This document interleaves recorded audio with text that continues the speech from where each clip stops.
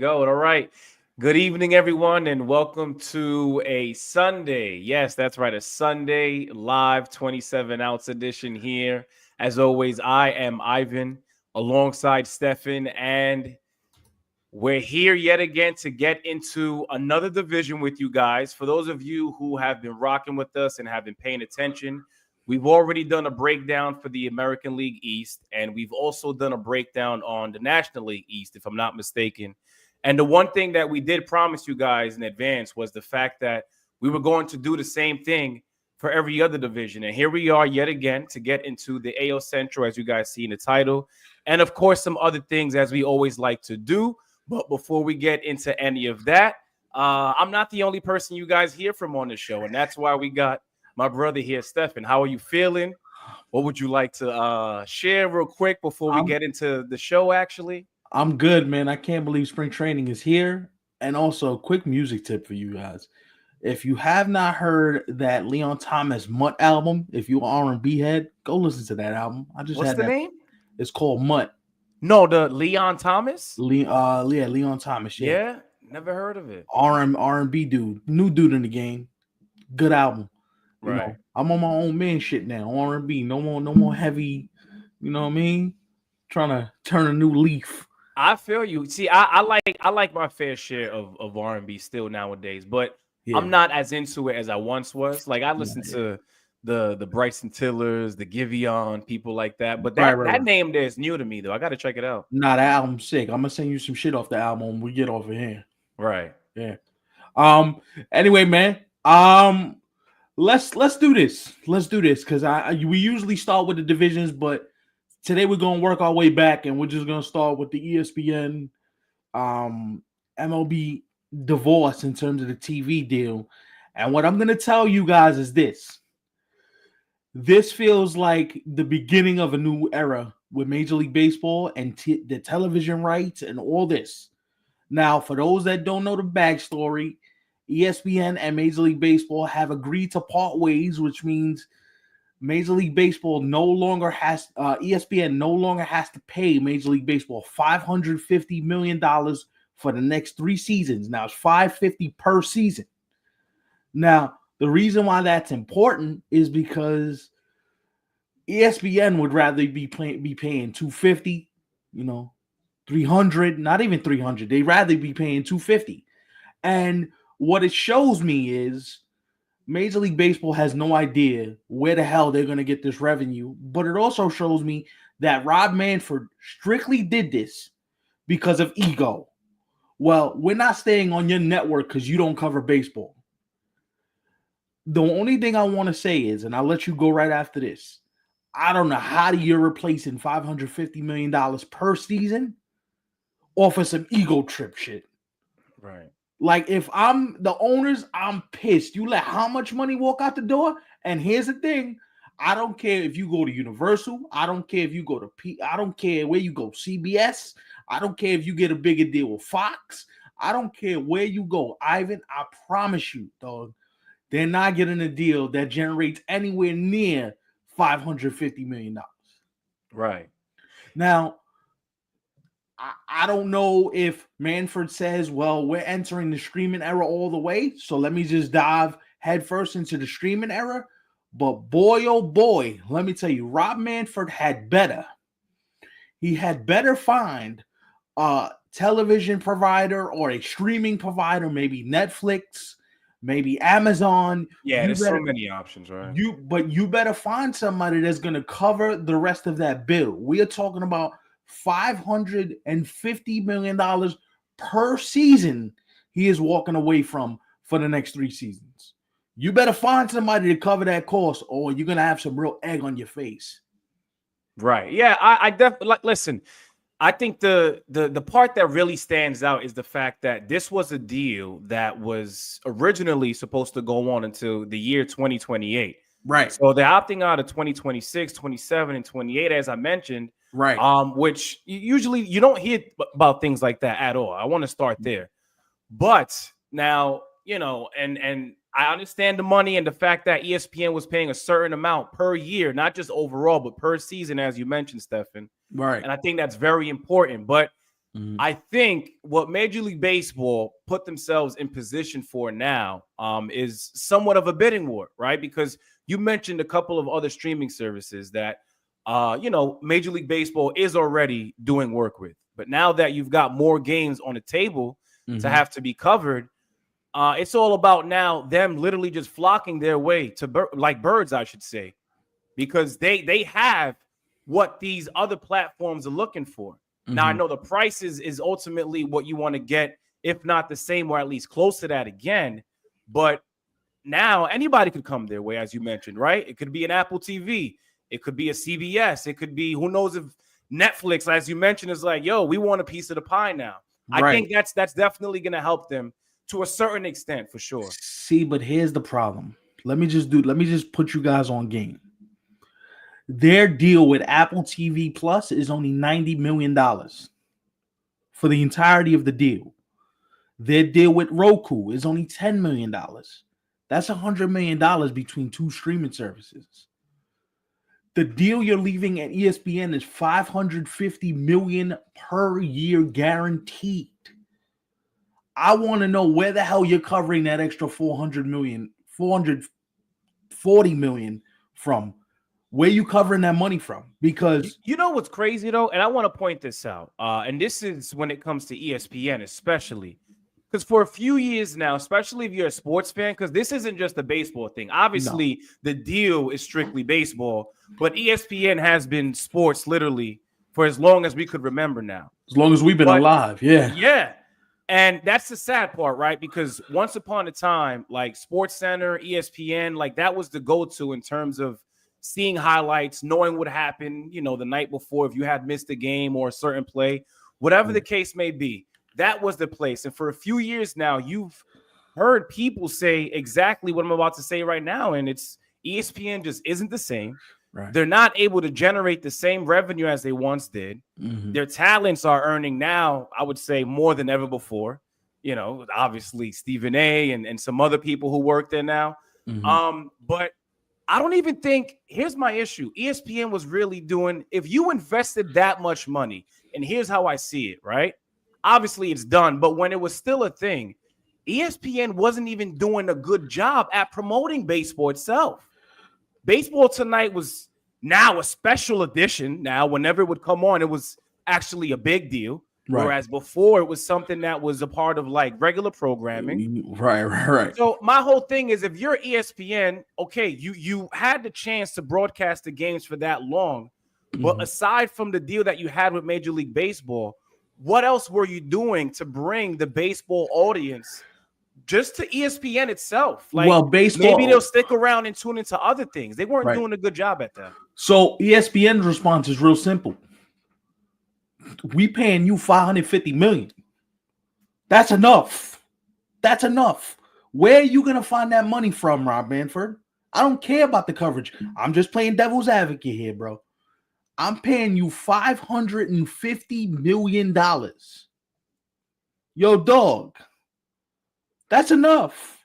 Now, granted, I agree with you. ESPN did not do enough to put on adequate coverage. There was no baseball tonight. Unless it was the countdown show that led up to the game, there hasn't been any coverage. But here's the reality of the situation.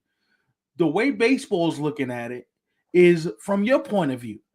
Yo, well, you didn't do a good job of covering us, so we're going to go to a network or we're going to go somewhere where we are going to get decent coverage.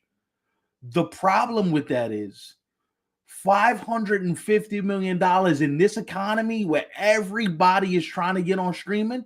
That's going to be hard to replicate because baseball is the least popular out of the three sports. For context, the NBA just signed an 11-year, $76 billion deal to be broadcast on NBC. They're going to stay on ESPN, and they're also going to Amazon, right? So you have three networks now that are going to carry NBA games. And they did this for 11 years at $76 billion. We're talking about baseball only getting 3 more years at $550 million. Do you know Juan Soto's contract is $200 million some odd dollars more than what ESPN is paying Major League Baseball to broadcast the games? Right. How sick is that? Yeah. And what I'm saying is, I understand your point. You make a very valid point. I'm just strictly talking about from the business of baseball, who still has a hard time getting the younger demographic to come and watch their product. They still have a hard time getting certain people of a certain age to turn on an app, to turn on certain things that you might need to watch a game. Now, you may say ESPN's coverage was trash, which is true. Yeah, absolutely. But even the older gentlemen and the older generation, they know where to find ESPN on their cable dial. I don't know. I don't care what streaming service you move to. There's going to be some real peaks and valleys with this, because then the Apple TV numbers are not great. Yeah, I get what you're saying, especially when you consider the age and the demographic when it comes to Major League Baseball, and that Right. age being, older folks, which there's nothing wrong, right? You No. like what you like, but Right. at the same time, they're not as up to date as, people like us who know about the many different options that are out there. Because That's now, with them not knowing how we do, they have to go out of their way, now learn something else, and that's it doesn't end there, because there's always something. We've talked that's about it on previous shows. that's a bit of a problem. To the 6 people watching, what's up? Leave a like. I'll subscribe to the channel. Let people know we're live right now. Send some text out. Send a DM out. Listen, I got a goal for us tonight. You want a 2-hour show? You want a 2-hour, 15-minute show? I need these subs at 180 before we leave here tonight, man. Challenge. All right. Challenge time. You heard what he said. Make sure you guys definitely subscribe if you're new to the channel. Not only for the rest of tonight's show, but for future content as well. For sure. And if you have an account on Instagram, make sure you go ahead and follow us on Instagram at 27 outs 3C. For sure. The other thing I wanted to say too, when it comes to this ESPN and Major League Baseball deal coming to an end, also, I think we can sit here and agree that First Take is literally ESPN's bread and butter for the most part. And the NFL. The NFL, right, of course. NFL. But I was just saying in terms of their content. But here's not what they create because of their other deals with the NFL. Got you. Really think about it. How often you don't see baseball being talked about on First Take every day. They go weeks, sometimes months. Literally, without talking about baseball. Got you. So it's my whole thing is this. If from a business standpoint, right? And I kind of blame you to a certain extent when it comes to stuff like this, because you got me thinking about stuff like this, where before I wouldn't really care so much. Like, it is what it is. But now, after having so many conversations with you, I'm able to see it, from different perspectives. Right. And yeah, listen, in a way, I would also say that ESPN was probably a little desperate as well to be able to broadcast those games, which is why they probably paid that much. Right. But here's the thing I'm going to say, right? Like, I have a problem with Commissioner Manfred's letter, because Commissioner Manfred basically said, yo, you're not doing enough to broadcast the games, so we're going to break away because we're tired of the half-ass coverage. I'm paraphrasing. He didn't say that, but that's basically what he intimated. Here's the problem.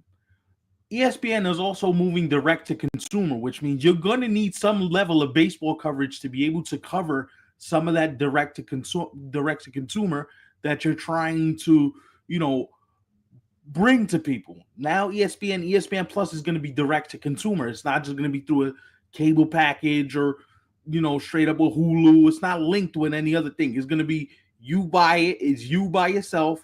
It's their new direct to consumer platform. Here's the problem. Baseball, ESPN still wants to do business with baseball. And here's baseball's ultimate goal.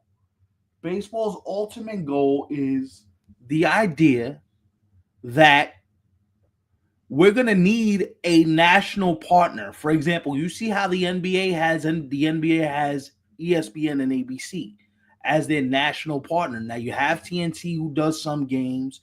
You have Amazon Prime is the new home for League Pass. Like, you can get League Pass now on Amazon Prime. But the reason why you don't want to shoot yourself in the foot with ESPN is because now, what if you need ESPN in a year or two to say, yo, you guys can be the national platform that carries, you get a championship series. Fox will still have the World Series, but you get a championship series now.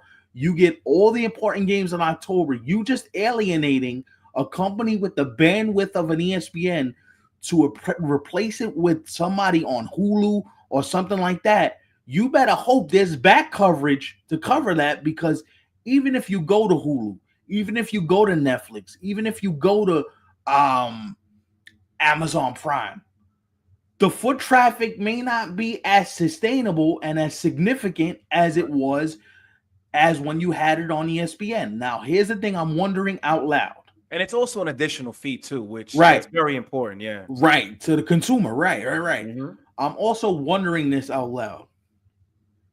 I wonder if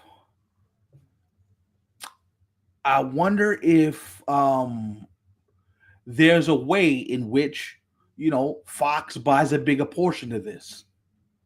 Fox buys a bigger portion of the TV rights.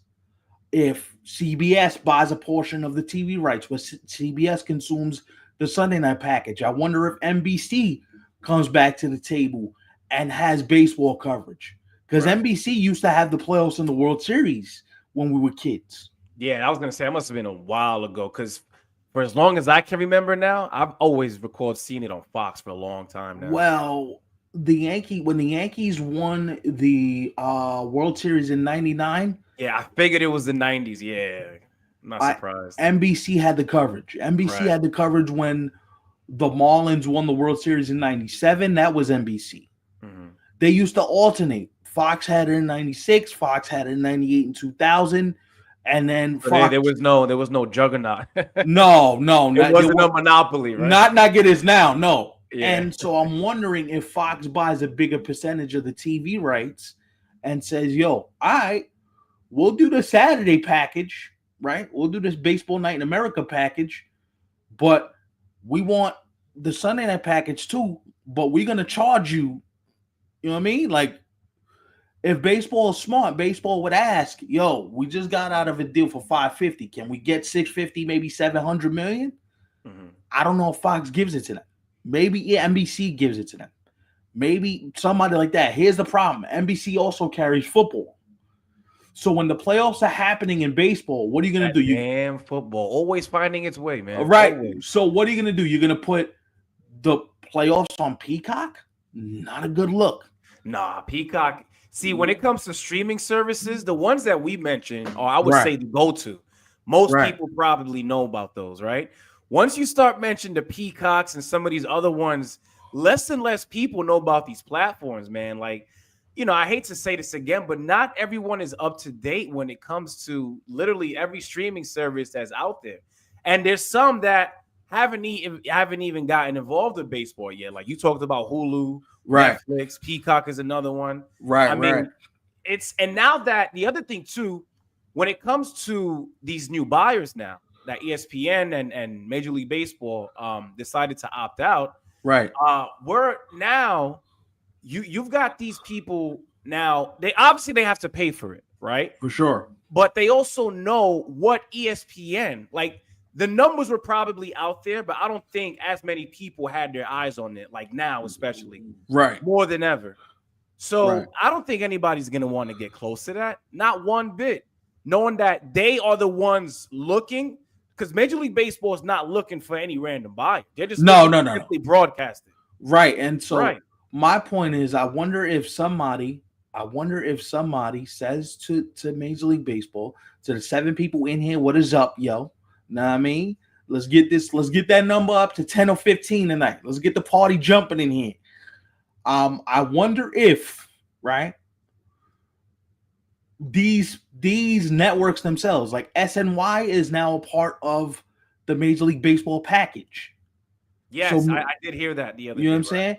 I wonder if SNY starts something where says, you know what, to end the blackout, we're just going to partner with MLB.TV. And if you're in New York, you can watch the games. As it should be. And shout out to the Mets for doing that too. Right. But the thing that I would say is, it's not about having something in place. What you guys are misunderstanding is, it's not about having something in place. To me, it's how do you cover the expenditure of leaving $1 billion, $1.5 billion on the table.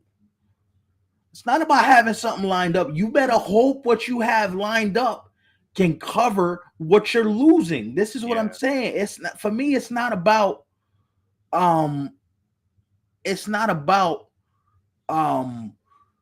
the actual, if anybody has something lined up. What I do think baseball is going to end up doing is they're going to cut ties with all these networks. And they're going to just go MLB.TV. You want to watch your team, you pay a fee of $30 a month direct to consumer, and you get the full season. But how? I'm gonna be honest, man. If they do that, like, then you can't not be any more late. Like, if they get to that point, which I'm sure you said, like you said, Stefan, they're gonna see the benefit that comes with all the traffic just simply going to the MLB app and not all of these other ones that they have going on nowadays, right? But it's like, dude, this is something that you could have implemented just a couple of years ago. You could have been doing this. Because the thing about it is sports media is always moving fast, right? Like, it's never not something that's not transcendent. You should have already known, yo, you know what? The way media is moving, we don't get on it, we're going to get left behind. And baseball just continues to be late to every single aspect of this party. And if it don't find itself, you're going to have some problems, man. Because at the end of the day, people are only going to subscribe but to so many networks, but to so many streaming services, but to so many. And you listed it on the other last week's show. You had to do ESPN. You got to do Fox. You got to do Amazon Prime. You got to do Peacock. You got to do Apple TV. You got to do Heroku. You got, you know what I mean? Like, you got 9 different networks. Yes, SNY, all that. On top of me, who pays for friggin' the package every year because I'm a jerk off. Yeah.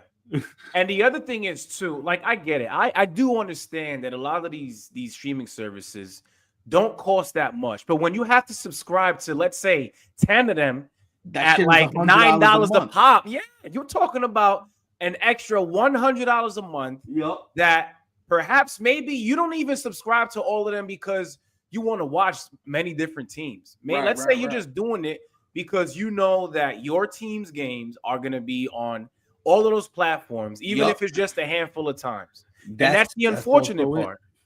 Yeah, and we're leaving it at this, right? This is not the last conversation we're going to have about this. Because I also think this is going to affect what happens in the lockout. You know what I mean? Like, this is going to affect what happens in whether or not these players are getting the money they're looking for, whether or not these owners can salvage teams, whether or not, like, all this is going to be interconnected somehow. So this won't be the last time that we talk about this. Right. But there's a bunch of comments here, so let's get to some of these before we yeah, for sure. Before we pick a few out, bro. Pick a few out, man. Let's see. Emilio, ESPN is slowly dying. Yeah, for sure. ESPN, I said it just a few minutes ago, but ESPN is not what it once was. Not one bit. Not at all. Nope. And Cash says the only thing you hear about baseball on ESPN is Dodgers. And yeah. Legit. Like, that's the only time. If it's not one of those 3 teams, you don't hear anything else. Yep. Shrek says, if we give him a 2-hour show, we know he's going to be here. Appreciate that, bro. Yeah. By the way, a friendly reminder, make sure you guys follow us on Instagram at 27ounce3C. And if you're new here, we got a few people watching right now. That's Steph and I'm Ivan. Make sure you hit that subscribe button and thumbs up as well if you haven't yet. For sure. Let's see. King Cash says, do you think MLB would cut ties without something lined up? They got something lined up. It's just, can you cover the feet? That's my thing.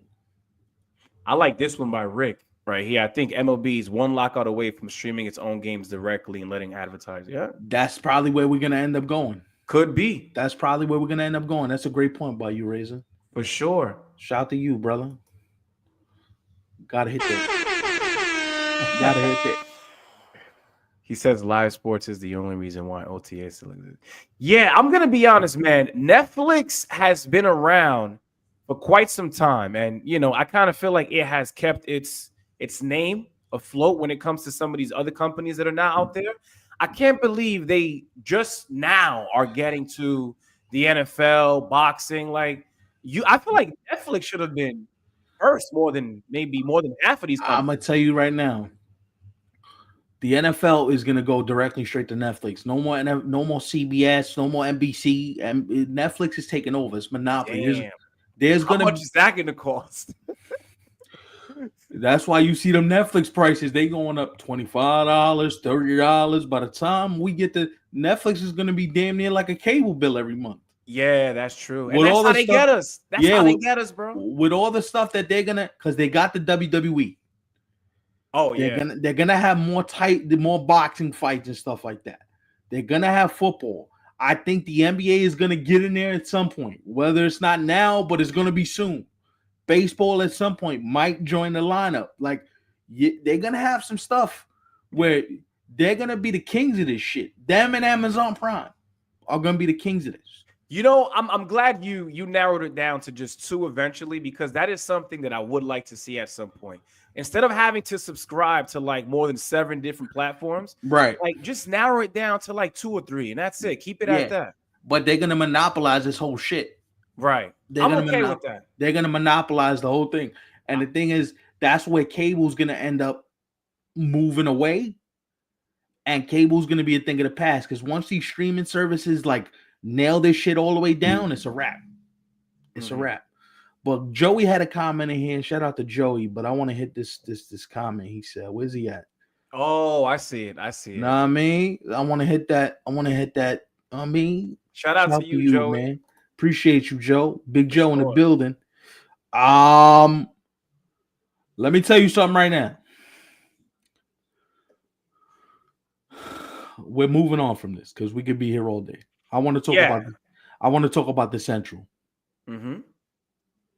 By the way, so before you get started, Stefan, I want to give them some insight on, the brief conversation that we had prior to tonight's live.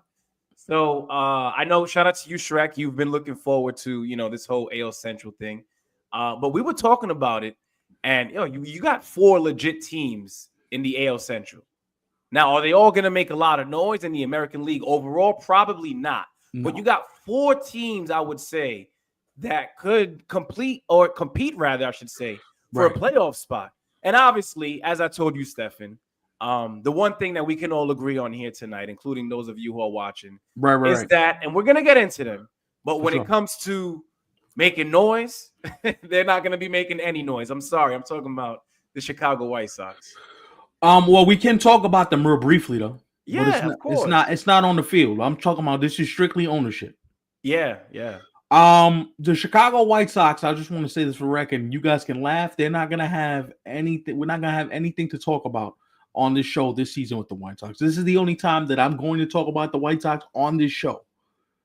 I'm not talking about. I don't care what they do. I don't care if they trade Luis Robert to fucking Mars. I'm not talking about the White Sox at all during the season. Yeah. I just want to let you know, Justin Ishbia, who was going to buy the Minnesota Twins, who they had believed was going to buy the Minnesota Twins, and they were telling people that it was going to be done by opening day, is now foregoing his bid for the Minnesota Twins and is going to try and buy the Chicago White Sox from Jerry Reinsdorf. Why is this important? Well, him and his brother Matt, the Ishbia brothers, his brother Matt owns the Phoenix Suns and the Phoenix Mercury. He just bought the Phoenix Suns for I think the number was somewhere in the range of like $5 billion or something like that. Wow. Now they're both rich. They're both billionaires, obviously. That's crazy. 2 brothers owning their own team. That's wild. Yeah. Now he also owns a share in the Suns too and the White Sox. The problem is, I don't think you can have multiple. Oh, yes, you can. Yes, you can. I'm lying, because the Sixers owner also owns the Washington football team, so you can have multiple ownership stakes in different sports. The Ishbia brothers are about to take over. One of them is going to buy the White Sox from Jerry Reinsdorf, who's 79 years old, who's looking for finances for a new ballpark, but the Chicago, mayor's office and the political scene of Chicago is like, hell no, the team is bad. We're not paying for that. Go kick rocks. I wonder if you sell to Justin, if it allows the White Sox to get financing for a new stadium. It also allows them to compete for free agents, because when you talk about $4.5 billion, which is what he's worth, you can compete for free agents now. And I also think that it is Chicago. This ain't, Little Sisters of the Poor. You're talking about one of the biggest cities in America. Here's the thing that we need to keep an eye on, though, and I'm leaving it at this. Their business is all done in Nashville. Where's one city that baseball is looking to expand? Nashville. Right. So if I wonder if he buys the White Sox and says, you know what, it ain't working here in Chicago. They don't want to give us a new stadium. I'm not even going to bother doing this. I wonder if he just moves this team directly to Nashville and says, fuck it. This is what we're going to do, and this is how we're going to go about it. Now, the reason why this is important for the Twins, because the Twins is where we're going to start this thing. If the Pohlad family, who owns a team now, doesn't get what it wants in terms of its price, now we don't know what the price is. That has not been made public knowledge.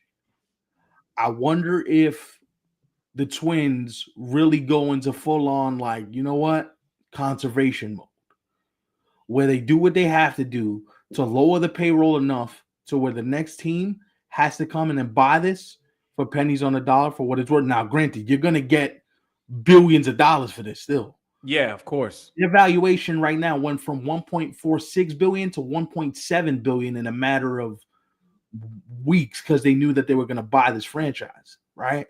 So the question then becomes, the Twins, you're trying to compete, but you don't know what ownership is doing, and you don't know what your financial standing is. That's why I believe that they're going to have to make some uncomfortable decisions. You're going to have to make some trades. You're going to have to make some cost-cutting things happen. They signed one free agent this entire offseason, one free agent, and they spent just over $1 million on that one free agent. That's embarrassing, especially for those of you, if maybe you don't remember, but I'll hit you with a reminder. The Twins actually should have made the playoffs, but they went through a stretch where they damn near looked like they didn't even belong, and that's exactly where they found themselves, is out of the playoff picture. So for them to do that this offseason, and for that to be the only thing that you do, what are you doing differently to not be in that position again? You're essentially bringing the same exact team that collapsed back. Yeah. I think ultimately, but I think it's also an ownership thing. Because if ownership doesn't want to put money into the team, and they feel like they're no longer as invested as they once were. Exactly. Right. So, remember, and this is third generation. This is the third generation. One of the Pohlad sons now runs this, right? The father's been ill for a long time. And think about this, guys. He bought the Twins in 1984 for $44 million. Damn. The Twins are now worth $1.46 billion via Forbes. That's crazy, because he bought it for 44, which I'm sure was a lot then. Back then, yeah. You got players earning $44 million a year now. It's crazy. Times have changed. That's wild when you. That's just nuts to even think about that, right? So, the Twins are going to try and compete, because they always do it. Derek Falvey and that whole front office, they're not just going to quit on the season. They're going to keep fighting and doing what they do. The question then becomes, how much wiggle room do we have? Because if we're that cash strapped and the financial parameters won't allow us to spend any legitimate money, what are we doing here? Right. That would be the thing, that if I'm a Twins fan, why don't you just trade a Carlos Correa? Trade a Royce Lewis. Trade the Lopez, the pitcher. Yeah. Byron Buxton is kind of too late, but he's a guy who I think they should have moved on from a few seasons ago. And you know what? If he puts together a decent first half, and he shows that offensively he's still one of the top 25 players in the game, guess what? Mm-hmm. Teams are going to be calling for him, because offense is a dime a dozen these days. Right. So while it's me and you agree, his overall value may not be what it once was a couple years ago. Mm-mm. If his offensive numbers maintain or even take a step up, because he's not, having to play full on center field, run through walls, he might regain some of that offensive form. But I look at the Twins and I'm like, you feel like you're stuck in mud. Like, there's nothing about you that's exciting. I know Twin fans are going to go to the game because that's their team, but they've been pissed off all winter. Like, yo, what are we doing? Right. You know what I'm saying? If you're a Twins fan, I feel for them because that's one dedicated fan base. They love their Twins out there. That's one thing for sure. When they packed out the Metrodome, you remember those days with Johan and Torrey Hunter. Those teams were good, bro. Torrey Hunter, Joe Mauer, Justin Morneau, Joe Nathan. Yeah, they had teams. Yeah, they had teams. I think they had a really young Irvin Santana as well. Irvin Santana was on that team. Yeah, if I remember correctly, damn, what was that? Remember Francisco Liriano, the left-hander? Yes. They had a team, and you like, damn, this team was good, except for when they played the Yankees, because the Yankees spanked that ass every time. Right. Every time they saw the Twins. And it's been like that for a very long time. Like, we're not just talking about a couple of years. Got to a point where, if you were a Twins fan, I guess it was cute that you had clinched a playoff berth. Right. But at the same time, at the other end of that, or on the other end of that, who was waiting for you. Yeah. Yeah, it was a wrap. It was always a first round exit. So, like, they got some questions, right? Like, the Twins got some questions. I got the Twins missing the playoffs this year. I do too, yeah. That being said, I feel the same way about the Detroit Tigers. You're close, but you're not as close as you should be. Because you didn't go out and get Turek Skubal, his sidekick, to put at the top of the rotation, which is why I kept screaming. And listen, I like Jack Flaherty, but Jack Flaherty is not Corbin Burns. Jack Flaherty is not even Kikuchi. Jack Flaherty's a nice pitcher, but he ain't nothing to get all excited about. Well, I only liked it because of how he performed while with them. I got you. The question is, can he be able to maintain that? What I'm talking about is taking the pressure off of Tarek Skubal to go out there and be great every time he touches the ball. Right. You want to have some backup to say, all right, listen, I know they like Jackson Jobe. They like the kid Manning. They got some young pitchers that are there, but when you're dealing with inexperience and just promise and youth, sometimes it's a little hard to say we're going to just rely on this youth and this promise when Tarek Skubal's elite. Every time this guy touches the mound, it's 7 innings, 1-run ball, probably going to strike out 10 to 12 guys, going to be absolutely dominant, right? Where is the backup plan for him? And this is why I kept yelling the whole season, like, yo, go get you a starting pitcher. Go get something to augment that rotation. Because now, and also you're putting a lot of pressure on the offense. Kerry Carpenter has to be good. Trey Sweeney has to take a step up offensively to shortstop. You need something from who was in the middle of the lineup last year too. I don't even want to talk about Javier Baez. Hell to the he's not playing another game for them again. Speaking of Javi Baez, I wonder, and not that I know anything, but I wonder if one of the reasons why the Tigers probably weren't as aggressive as, and I'm not trying, when I say aggressive, I'm not saying, yo, you should have landed Soto. You should, no, nothing along those lines. Mm-hmm. But, maybe perhaps players that are a tier or two below that, like an Alex Bregman. He would have been perfect. No reason why he's not with the Detroit Tigers. He would have been perfect for them. And I know they actually pitched an offer, but you didn't do enough to be able to say he's ours. Especially when you consider the type of, I think they had a hell of a season. I enjoyed watching them the entire month of September, and I enjoyed the little playoff run that they had in October as well. I mean, it got to a point where if I saw Tarek Skubal's name as the starting pitcher, at that point, you could have really penciled in a win for them. A win at that point. It was that good, yeah. Yeah, and like the thing that I'm asking myself is like, yo, Spencer Torkelson's not the same player he was when he first came up, right? Like, you got some stuff you got to figure out. Like, also, like, I wanted another bat in there just to have another bat for Carpenter. Maybe Torkelson can breathe. Like, yo, I got the Bregman in the middle. I can breathe a little bit. You know what? You know what the kid Riley's gonna do. Riley Green.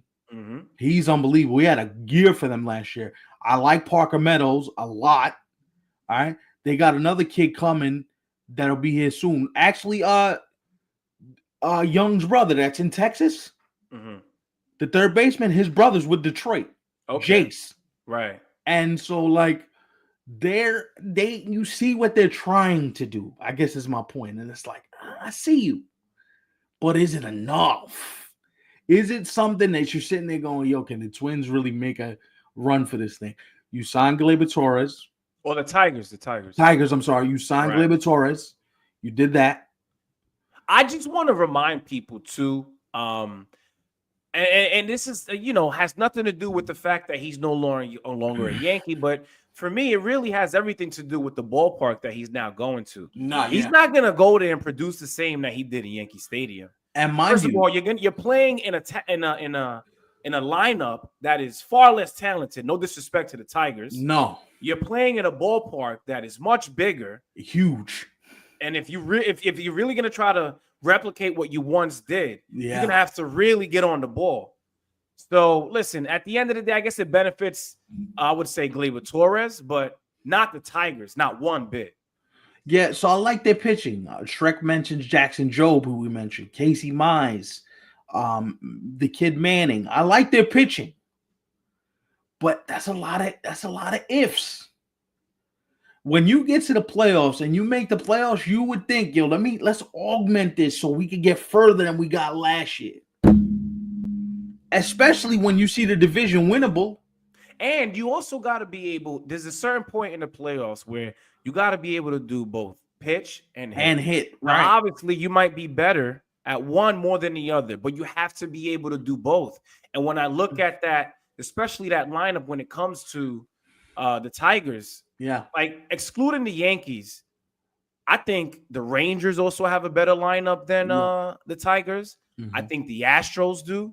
For sure. I think the Kansas City Royals have a better lineup. There's so many other teams, not just in that division, but in the American League overall. Once you meet them, you're in trouble. I would say even the Baltimore Orioles as well. Yeah, that lineup is no joke. I know the pitching is what the pitching is, but you talking about Rushman, you talking about Gunnar, they got, you know what I mean? Toronto's lineup ain't that bad. Yeah, right. You look at Toronto's lineup on paper right now, all defensive deficiencies aside. Santander, Vladimir Guerrero, like they got some hitters in there now. Right. So now I'm sitting there going, damn, I got to deal with Yankees. Boston's lineup's going to be better. Baltimore. I got to deal with Texas, Houston. Yeah. Right? Like that's how many? That's 6. That's 5 lineups right there. And we didn't even get to whether or not one of the teams in your division, KC's lineup's better than yours. Right. And KC, I don't even think we've seen the best of their lineup. I'm going to say, like I said for the Mets, this is the worst Kansas City Royal team we're going to see in the next 5 to 6 years. They're going to get a lot better. And their owner, John Glassman, that guy wants to spend money. He does not care. Money does not matter to him. Right? So it's like the Royals are going to be here. What you gonna do? How you gonna augment this? It ain't gonna get any easier. And listen, we could talk about the Guardians because I think the Guardians, we do the same song and dance with them every year. Can the Guardians do it? Can the Guardians do it? And somehow they find their way to the championship series. And you look it up going, well, how the hell did you do that? Well, it kind of helps when you play in the Central, I must say. I mean, but But what I'm saying is you have to think that there's some level of like, yo, we got to get to this level here. Right. The Twins are taking a step back. The White Sox are just absolutely abysmal. Right now, you could make the argument that this is a 3-team race, if that. Excluding the White Sox and who else?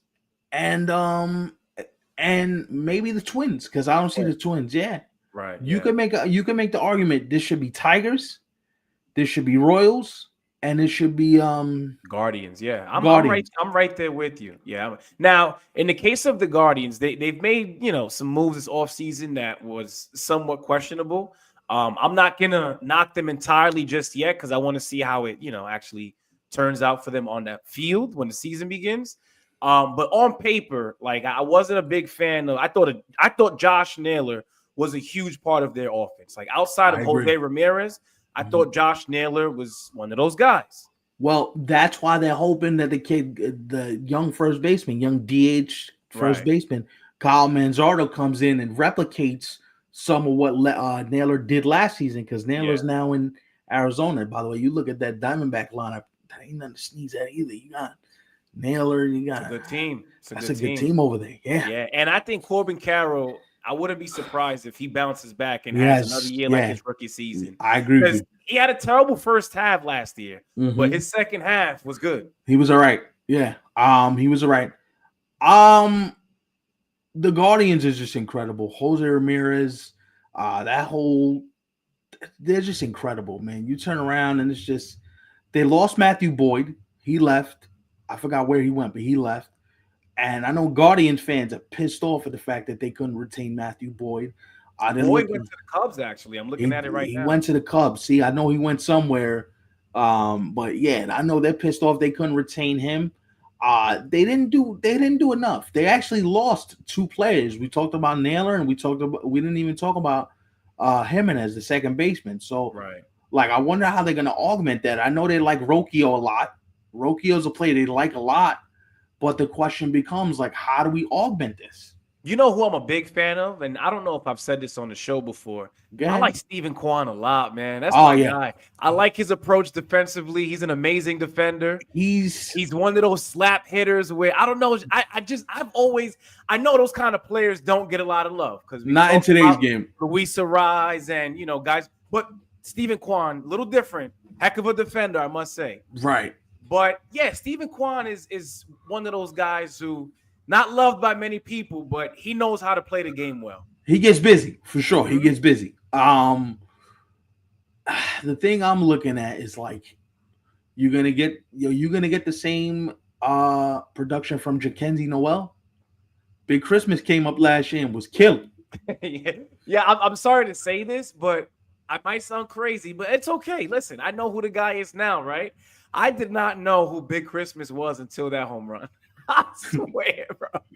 I did not know who he was.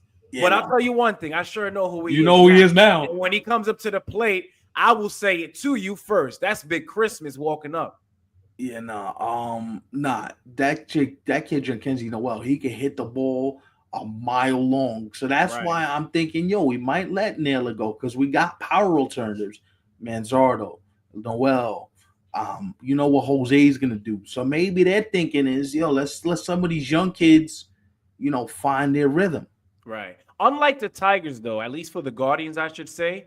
Notice how we were talking about Tariq Skubal and them not really having much outside of that. The Guardians have somewhat of a better lineup. Nice. What I like about the Guardians is they have their franchise player, whereas the Tigers, I don't think they necessarily have that just yet. They thought they had Guardians have a deeper staff when it comes to the rotation, and that bullpen is also no joke either. Shane Bieber's going to come back this year, and I think he's going to be all right. He's going to pitch late in.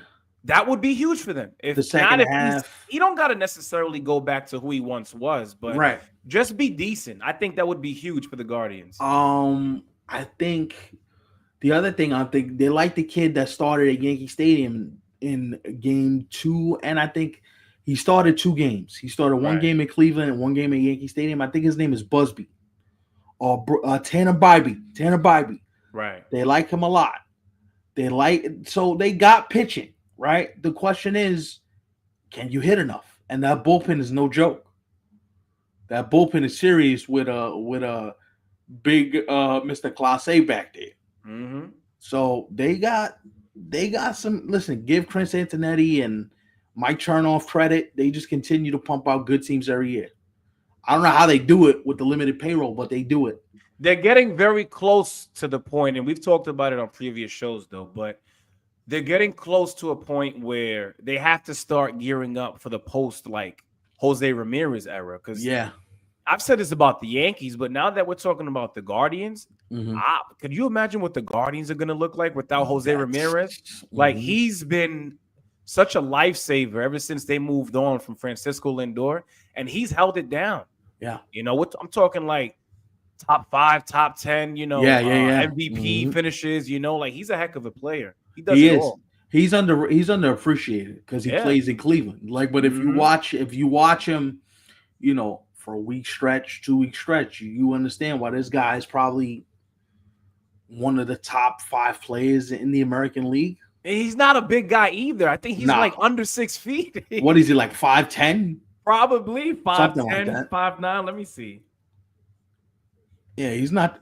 Yeah, not that but big. He's 5'9", but he goes up to the plate, and his approach when it comes to baseball is like he's 6'8". He's that dude. But yeah, he plays like it. When you play like it, I see where it comes from. No doubt. At the end of this, I have the Kansas City Royals winning this division. I just like their team. Bobby Witt.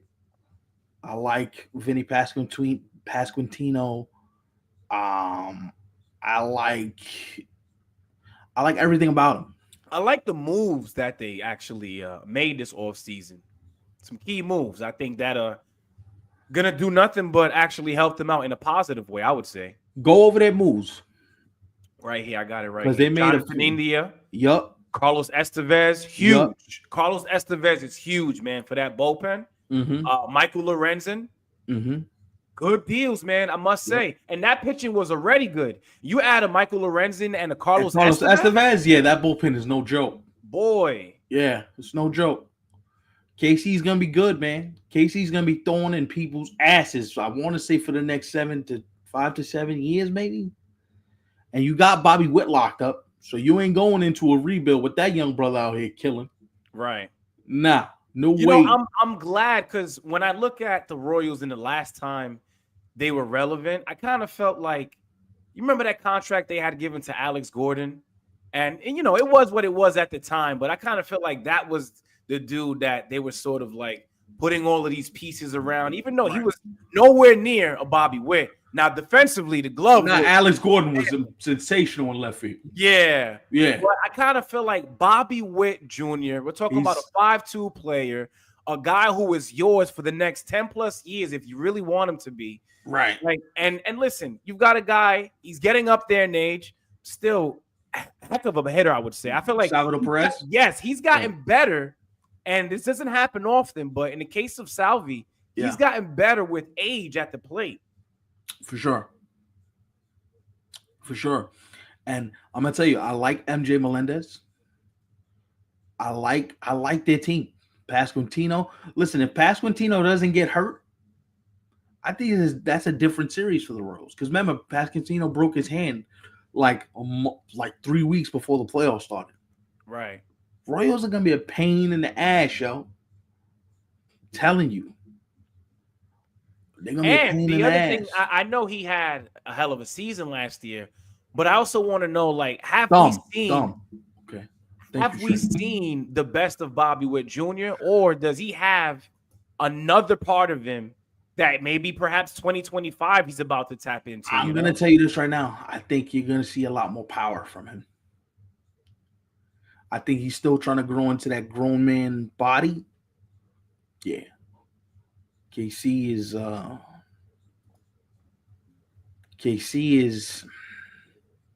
they're one of them teams, man. Yeah. Like, by the way, Shrek, I want to ask you a question too, because you've always made it clear that this is your team. Now that spring training games are happening, and I would say the deals for the most part are probably finalized, especially in the case of the Royals. And we just talk about some of the moves that they did make this offseason. Yeah. Where do you stand now with them?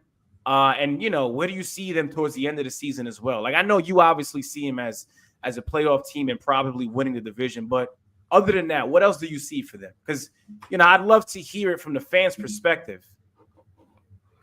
That's a good point. I didn't even think about that until you said it. That's a good point. Because here's what I'm going to tell you. I think the Royals are a bit underappreciated. Like, they are. You can make the argument that they're a bit underappreciated, and I wonder what it looks like, right? If everything comes together, they could be in the championship series next year. Yeah. Like, just think about that. Like, they were one of the worst teams in baseball 2 years ago, and now you're talking about them possibly being in the championship series. Right. That's a hell of a thought. Just to think about that, that's a hell of a thought. And How so, many games? So last season they won 86 games. I got the Royals as a team who wins at least 90 games this season. I think they cracked the 90 win plateau for sure. I think so too. I Yeah. think so too. And the thing about them cracking 90 wins is 90 wins may not be that difficult in this current division with everything happening. You might get to 90 wins, 95 wins rather easily, Right. because I don't see who's beating them. Mm-hmm. Who's better than them? And I feel like their starting rotation, like they don't necessarily have a guy that stands out like they do in their lineup, obviously, with a guy like Bobby Witt Jr. That's But Lugo it's solid. deep. Michael Yeah. Walker. Yes. Cole Reagans as Cole well. Reagans is good. Yeah. It's deep, bro. Nah, they got their rotations. I'd say that they're underrated. And Jonathan India going into that leadoff spot, because now I can move Bobby Witt down to second, because teams like to have the main guy at second now. Yo, the Royals are gonna be good, man. That's crazy, man. How and I get it, especially when you consider plate appearances and all of that stuff. Because listen, teams are paying attention to damn near every stat that exists nowadays, right? Right, for sure. But it could, the days of your best hitter hitting 3, 4, like it's just not a thing now. Sometimes you got a team's best hitter hitting in the leadoff spot. Legit. That is nuts to even think about that. That's just nuts. And it's crazy because we've gotten to the point now where that's where we're at in the game of baseball today. Yeah, for most people, believe it or not, that's where they are. Like, most people, they see it as, we want to put our best hitter earlier in the lineup. Get them more looks as well. Right. At the top. So they got Royals got a team, man. Yeah. Like the Mets, they've already, I think, announced. Carlos Mendoza said he already made a decision. He's going 1-2 Lindor and Soto at the top. Yeah. So with what you just said, in the case of Bobby Witt Jr. now being, 2, like you said, right? 2, yeah. Yeah. It seems, listen, man, it seems normal. Because I think that's where the Yankees are going to put Judge. I think the Yankees are going to go. I think the Yankees go either Volpe probably leading off, or they might go a different direction. But I know Judge is in the 2-hole, Bellinger in the 3-hole, and then they're going to work their way down from there. But the 2-hole hitters, I remember when the number 3 hitter was a guy. That's what I'm saying. When your number 3 hitter was the guy, and even when your number 4 hitter was your cleanup hitter, you had like your 3, 4, 5 used to be them guys. Right. And that was for so many years. And I know this saying doesn't make much sense now anymore. No. But that was the heart of the lineup, the meat of the order. Yeah. I remember when the 1-2 guys were the table setters, where you got 2 speedsters up at the top that was still second, still third. I mean, that was when dudes would steal 60 stolen bases in their sleep. When Ichiro was in Seattle. Yeah, Jose Reyes, like Luis Castillo, like these dudes were just running around the diamond. Juan Pierre, remember Juan Pierre? Juan Pierre, of course. Mm-hmm. Yep. Carl Crawford with the Rays. Oh my goodness. that guy was a triple. Every time he stepped to home plate, he was a triple. Yeah, dude. Yeah, for sure. He used to be. It's a shame how his career kind of fizzled out, especially when he went to the Red Sox. Sometimes Carl Crawford, especially when he was with the Tampa Bay Rays, man.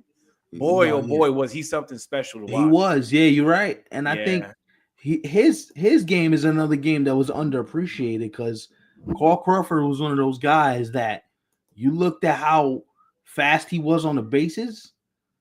He was unbelievable. He was something else. Right. He was the guy that you looked at and says, that's the guy we can't have beat us, because he ends up at third base. That's an RBI for the next guy. Remember, they had a good team, Tampa. They had Longo, Aubrey Huff. Hell yeah. No. Carlos Pena at first base. Yeah. Ray Upton in the outfield. Yep. before he became a knucklehead, because he started like just doing wilding out. Yeah, but they had a out. solid team for sure, man. For sure. Yeah, and then the pitching as well. Remember, young James Shields, Matt Garza. Matt Garza. Yep. What's this dude who pitched for the Royals as a reliever, but he originally started as a starter with the Rays? Wade Davis. Wade Davis. Chris Archer. Yeah. They had some guys, man.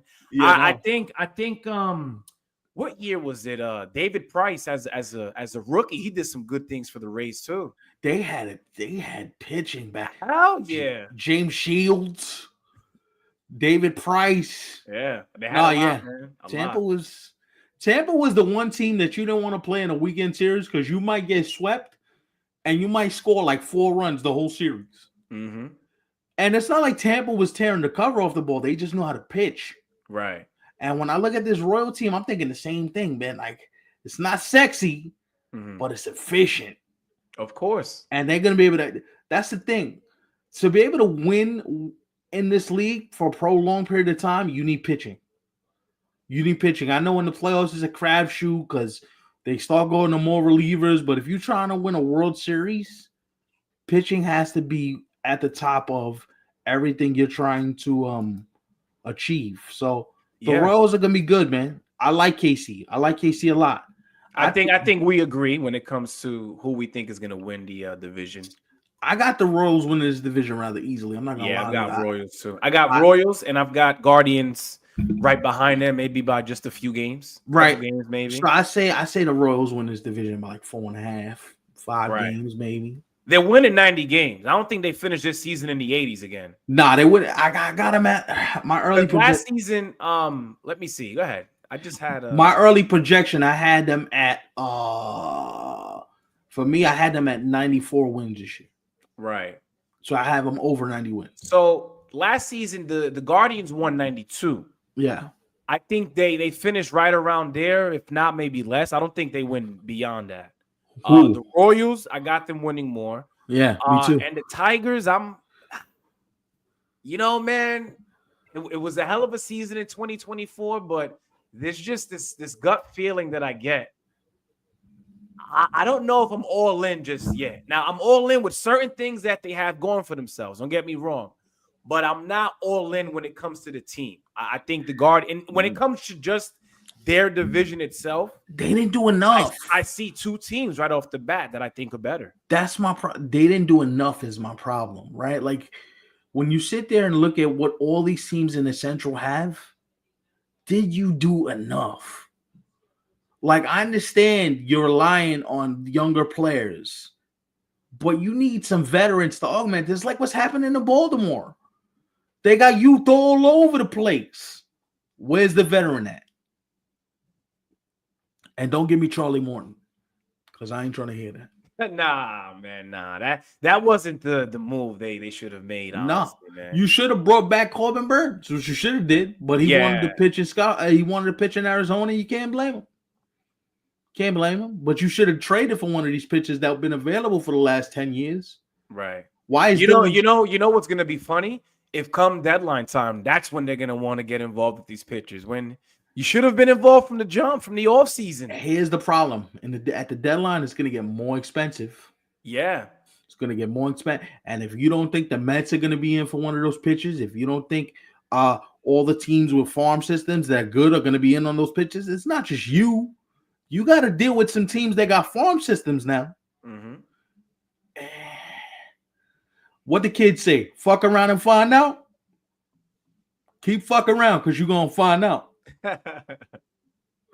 Let me remind them one more time, and then I guess we get into comments on this topic. For sure. Go ahead and follow us on Instagram at 27ounce3C.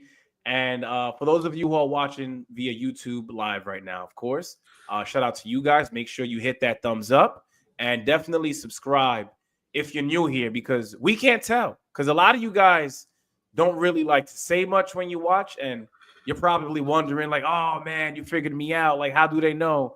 We know because simply the views say so. The algorithm tells us. Like, we're able to pay attention to the names in the chat, and the names just don't equal the amount when it comes to the views. So I know who you are. You're watching right now, not leaving any comments.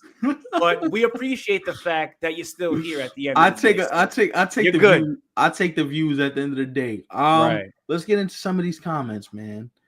Shrek says for Vinny Pasquantino, it was a thumb that shut him down last season. So it's a thumb. When he talked about John Kenzie Noel, he says, "Word, I've never heard of him." Well, yeah, yo, I'm glad you're admitting it, bro. I had to put it out there because the Supercut on the YouTube channel, the Stephen Corn Supercut, go check that out right now. Oh, that's true. That's do have available on the YouTube. Go watch that right now. He was going crazy in the postseason. The Mets and Royals approach similar approaches. Solid arms, no aces. Offensive play. We'll see how it works out. Right. We'll see how it works out. We talked about Jackson Jobe. Yep. Rick says, I think you might be putting too much weight on Tigers and Guardians. I think they missed the playoffs. I think it's Twins. Nah, I don't see the Twins bouncing back. I agree with the Royals. Your last part here about them being better. Yeah, no. But I don't. The Twins, I don't see. I could be wrong though. Right. And it's not like they don't have the pieces to do it. They got some players there. Yeah, Guardian Lewis, Carlos Correa, Pablo Lopez. They got the reliever throwing like 1 billion miles per hour. Duran. Yeah, Edwin Julian. There's another one. Yeah. They got some players there. It's a Guardians legend, Big Christmas. He is, man. Honestly, hey, you know what's crazy, man? And I don't think I'm the only one who feels this way when I say this, but I think more people know him for his nickname than his actual name, man. When you hit home runs like that, they're gonna know who the hell you are. Because I know the first and last name, but I don't know, something about Big Christmas. It hits different, you know. It's not cliche. It's not something that you really hear. It's unique. Yeah, it's unique. Yeah, his name is unique. Speaking of Shrek, I saw the comment. I'm not wearing a Stroman jersey, bro. This is actually a jersey that was gifted to me. I don't really want to get into. You guys might make me towards the end of the show. We'll leave it to that point, but I don't really want to get into who I know who it is. Yeah, you know. I'm not a big fan. But Shrek, maybe if you you know, we'll see. I'll leave it at that.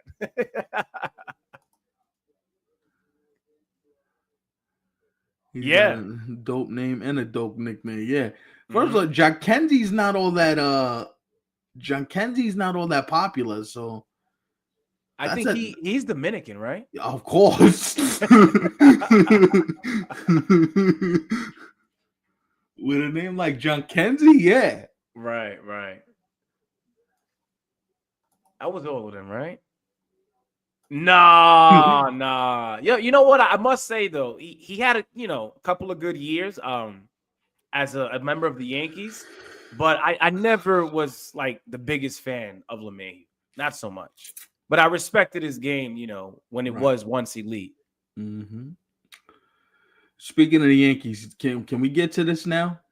Yeah, man. Yeah, honestly. I mean, this is something if you would have asked me, I honestly think they're like, maybe 10 to 15 years late.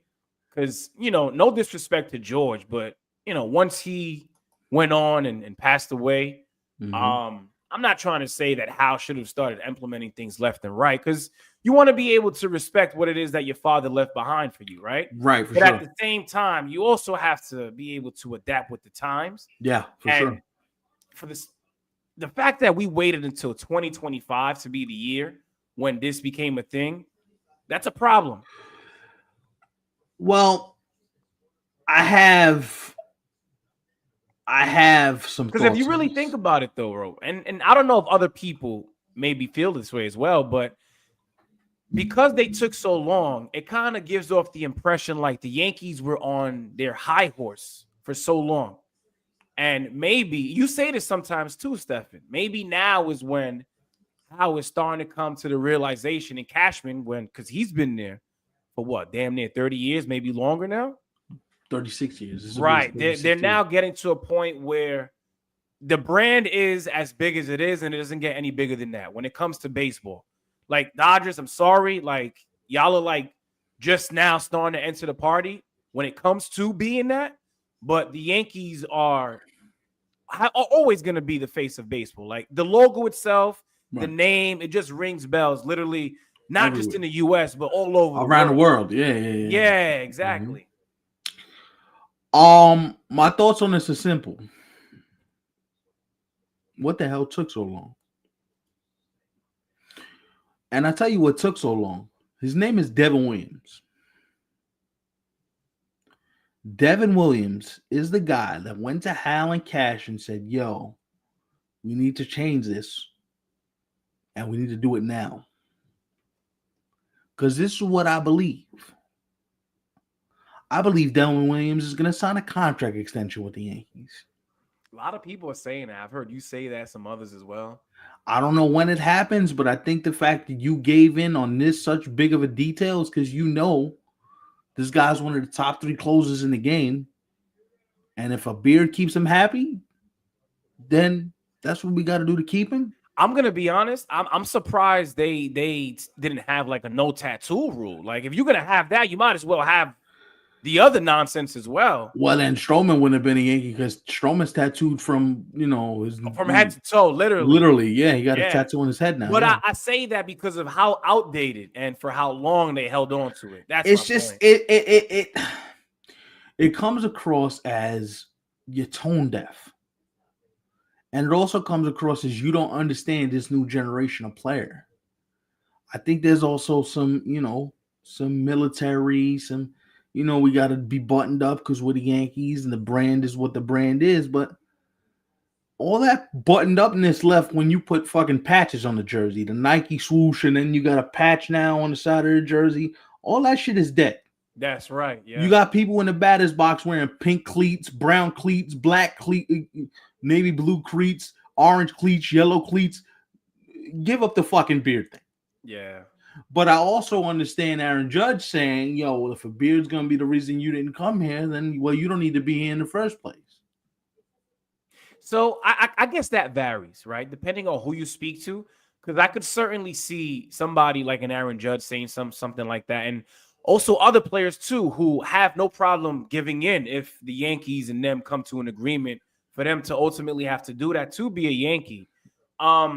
But at the same time, I kind of see it as a little ridiculous just to kind of be a thing, though. Like the fact that we even worrying about that. Like, are we serious? What it goes to show me now, is if people were showing up with like a beard that looks like Brian Wilson's, for those of you who remember him, if the least I would say you could say is trim it down. Trim that thing. Yeah. Fitting and whatnot. But yeah, like bring it down some. Trim that thing. To not have anything at all and only keep it at a mustache only, like stop that. See, I couldn't play for the Yankees because I like having my growth. You can't tell me nothing. So I'm gonna be, and this has nothing to do with my Yankee fandom, but had I gotten into a deal with them prior to 2025, I would have gotten rid of it. Just to be able to say, like, I played for the Yankees. Because a lot of players, when they get their time to finally play with the Yankees, and we've heard it as recently as last season with Jazz Chisholm Jr. Like, dude, this is what players dream of. Whether you're a Yankee fan or not is besides the point. But to be able to wear that uniform is still a big deal for a lot of these guys. I agree with you, but I also think you got to give credit to the Yankees for finally saying, yo, this is a generational thing. We, like, a lot of people have beards now. I think they know, first of all, the Yankees know the way of them doing business is dead. That old Yankee way of we're in the World Series every year and we're dominating the sport and we're amongst the sport's elite, that shit is dead. You know, when you saying that, all of that stuff being dead reminds me of, you ever, I'm sure you've heard of it. You remember the song Dead and Gone by Justin Timberlake? Oh, I've been traveling on this road too long. The old me is dead and gone. Yeah, that's them. That's where they're at right now. And to be honest with you, I think this is them trying to at least alleviate some of the concerns that if the team isn't that good, we gave you a few things. Now, no New York after losses. Oh, that's another thing too, which I didn't know until you had shared it with me, Stefan. Now you can have a little beard. so the fans could say, "Oh, the Yankees have moved into the new age. They've moved into the new age." Because maybe, just maybe, they look on the paper and they go, "Well, this lineup ain't that good. We're gonna struggle to score runs. Maybe we give them a little bit just to wet the whistle a little bit." Because we know deep down inside we're gonna be good, but we're not gonna be as good as we were last season. I also think what it says is, can I be the guy that puts this out here for the first time anywhere? Hal Steinbrenner and his family are getting ready to sell this franchise. This is what this says to me. In the next 5 to 7 years, the Yankees will be under new ownership. Because you don't just allow something to rock that's been in your family for 50 years without no type of fight. And you announce this randomly on a Friday? Right. That means you knew this was a thing and you just trying to not make it a thing. So you did it to appease Devin Williams, which is cool. Rodon wanted his beard, I'm sure. Austin Wells is probably going to grow a little, going to grow his thing. You heard the reasoning behind it, and I say reasoning like that because there's probably more to it, as Stefan just mentioned. But their reasoning is because they don't want to miss out on future free agents for that reason. Like, they would never want to be in a position where they end up finding out, well, we didn't land X, Y, and Z because we just so happen to be the only team that still wanted to have this as a policy. And that's true. And I've heard players not want to come to the Yankees because of this. Yeah. So this is not something that's new. Now they may say, "Oh, it's never affected us," but there's players that have said, "No, I might reconsider going somewhere else." Right. Mm-hmm. You said I got to shave my what? Nah. What I will say is, again, I'm going to say this because I think it flew over some people's heads. Hal Steinbrenner and his family, to me, it feels like in the next 5 to 7 years, with the way the money is going and the evaluations of these franchises, if you could get $11 to $12 billion for the New York Yankees, they will sell this franchise. And this is just the beginning of them doing that. Now, I wonder, now this is a completely different conversation. And before I get into that, shout out to all of you who are watching right now. Make sure you guys hit the thumbs up, comment. Let's see what you're talking about. Subscribe. Comment as well. Don't be afraid to leave comments. Yes. And last but not least, go ahead and follow us on Instagram. If you rock with Instagram, we're there on Instagram as well. For sure. What I did want to say, what was the last thing I was saying there? That always happens to me. I get into sharing the social media. I know. I know you were talking about Hal and they're gonna eventually sell the team. And you said something about the effect of I didn't mean to change course. I didn't mean to get into this now, but you were about to get into some. Because I think about this. They no longer own the full majority of the Yankees. I think it's 49. They own 49% of the team. It came back to me. Go ahead, go. So I know you talked about the selling of, or the possibility of that being a thing in just a few years from now. But I wonder, do you see like the Steinbrenners like stepping away from sports completely, or do you see them like moving on to perhaps another sport, or maybe getting involved in like a completely different business venture? Well, they might. Don't get me wrong. The Steinbrenners, obviously, baseball, it goes hand in hand. Like that's one of the, if not the main reason why we know about them. Right. But the Steinbrenner name itself, like it's well known. Nah, they're very big. That's what I'm saying. Outside of baseball, they're very big into horse racing. They have their own horse racing, horse racing, team. They own a huge farm. You know what I'm saying? So it's like, hey, I'm gonna be completely honest with you. There's a scenario in which the Steinbrenner family just says, "Yo, this is aggravating. We no longer want to do this. We'd rather be in Tampa with our horses and just living a tranquil, peaceful life. We out. I can see that being a thing. Whether that means that they sell soon, that remains to be seen. But just remember, the Yankees are worth at this very moment $7.55 billion. That's nuts. If you put the Yankees on the market right now, you are getting anywhere from $10 to $15 billion for that franchise. How much did George Steinbrenner buy them for? Wow. He bought them from CBS Yes, in in 19 '73. yeah, for Yeah, $10 million. $1,000,000. And Yeah, you said they're what? Worth $7 billion? 7.55 billion. Dude, talking about a flip like this, I need another word because this is something else. 10 million to 7 billion is absurd. Yo, that's like, I don't even know how to compute that in my head. That's bonkers, B.